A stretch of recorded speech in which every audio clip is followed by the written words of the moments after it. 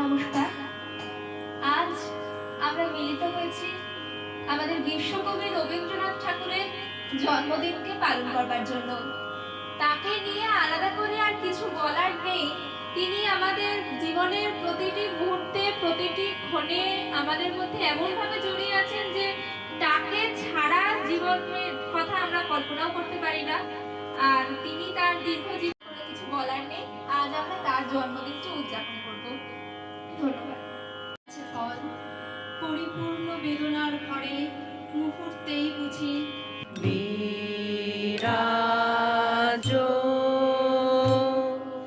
সত্য সুন্দর নূতন দেখা দিবার জন্মের প্রথম শুভক্ষণ। শুধু পড়া পড়া খেলা, তুমি বলছো দুপুর এমন সবে, না হয় যেন সত্যি হলো তাই।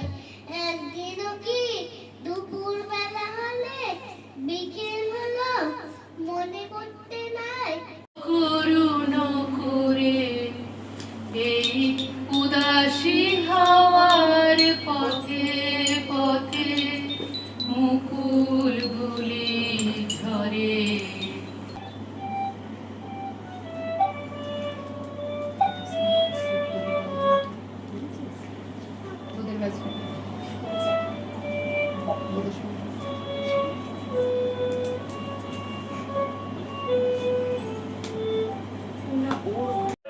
হিরোহিপতি সুলতান কি উঠলাম তাহার পরে আদেশ করে করদান শুনিয়া তবে আরঙ্গে কি কথা শুনি অদ্ভুত একদিকে থেকে করিল ধরা অশনি ধরা বিদ্যুৎ কত ভোলা এক পথিকে এসেছি সন্ধ্যা বেলার চামেলি গো সকাল বেলার মল্লিক।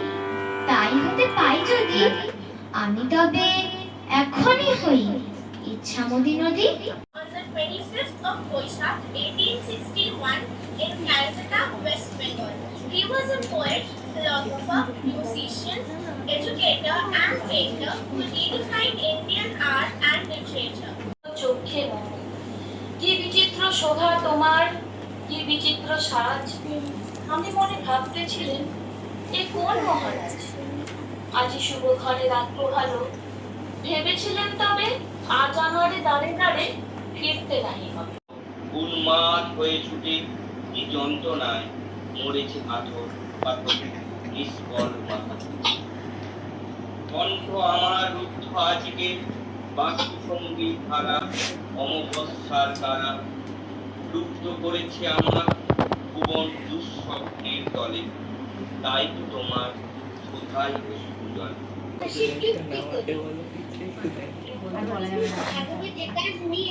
সবই আমি দেখবো নন্দন মেনে আসবে চুল ছেড়ে এখান থেকে পুজোর ঘরে যাবে, দূরের থেকে ফুলের গন্ধ পাবে তখন হৃদয়ে মম তুমি রবে নীরবে। নমস্কার। কবিগুরু রবীন্দ্রনাথ ঠাকুরের তাল গাছ। তাল গাছ এক পায়ে দাঁড়িয়ে সব গাছ ছাড়িয়ে উঁকি মারে আকাশে, মনে সাত কালো মেঘ উড়ে যায়, একেবারে উড়ে যায় কোথা পাবে বাতাসে। তাই তো সে ঠিক তার মাথাতে গোল গোল পাটাতে ইচ্ছাটি মেলে তার মনে মনে ভাবে, বুঝি ডানা এই উড়ে যেতে মানা নেই, বাসাখানি ফেলে তার সখী যাতনা কাহারে বলে, তোমরা জীবন দিবস রজনী ভালোবাসা ভালোবাসা সখী ভালোবাসা কারে বলি যাতনা বর্ষার মেঘে দিগঙ্গনার মেঘ। হঠাৎ আলো ঝলকানি লেগে ঝলমল করেছে। নাই আমাদের কনক চাপার কুঞ্জ, বনবিথিকায় কীর্ণ কেতল পুঞ্জ। হঠাৎ অরুণ কিরণে তুচ্ছ, উদ্ধত যত শাখার শিকড়ে রোডেন্ড্রন গুচ্ছ। ছোট্ট আমার মেয়ে সঙ্গিনীদের ডাক শুনতে পেয়ে সিঁড়ি দিয়ে নিচের তলায় যাচ্ছিল সে নেমে, ভয়ে ভয়ে থেমে থেমে। হাতে ছিল প্রদীপ খানি, আঁচল দিয়ে আড়াল করে চলছিল সাবধানে। আমি ছিলাম ছাতে, তারাই ভরা চৈত্র মাসের রাতে। হঠাৎ মেয়ের কান্না শুনে উঠে দেখতে গেলেন ছুটে। সিঁড়ির মধ্যে যেতে যেতে প্রদীপটা তার নিভে গেছে বাতাসেতে। সুধাই তারে, কি হয়েছে বামি? সে কেঁদে কয় নিচে থেকে, হারিয়ে গেছি আমি। বার মতো বড় তখন নিয়ে দাদার খাঁচাখানা, ভালো ভালো পুষ্প পাখির ছানা। 10:30 যখন যাবে বেজে, নাবার জন্য করবো না তো তারা। ছাতা একটা ঘাড়ে করে নিয়ে চটি পায়ে বেরিয়ে আসবো পাড়া। গুরুমশাই দাওয়া এলে পরে চৌকি এনে দিতে বলবো ঘরে। তিনি যদি বলেন সেলেট কোথা, দেরি হচ্ছে, বসে পড়া করো, আমি বলবো খোকা তো আর নেই, হয়েছে যে বাবার মতো বড়। গুরুমশাই শুনে তখন কবে, বাবু মশাই আসি এখন তবে।